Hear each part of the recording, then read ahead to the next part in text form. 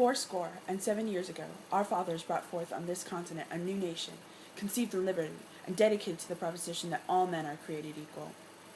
Now we are engaged in a great civil war, testing whether that nation or any nation so conceived, so dedicated, can long endure.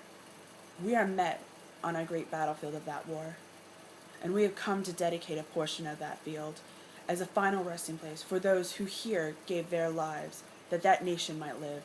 It is altogether fitting and proper that we should do this. But in a larger sense, we cannot dedicate, we cannot consecrate, and we cannot hallow this ground. The brave men, living and dead, who struggled here, have consecrated it, far above our poor power to add or detract. The world will little note, nor long remember, what we say here, but it can never forget what they did here.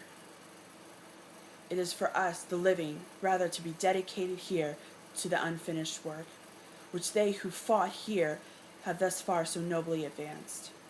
It is rather for us to be here dedicated to that great task remaining before us, that from these honored dead we take increased devotion to that cause for which they gave the last full measure of devotion, that we here highly resolve that these dead shall not have died in vain, that this nation, under God, shall have a new birth of freedom, and that government of the people, by the people, for the people, shall not perish from this earth.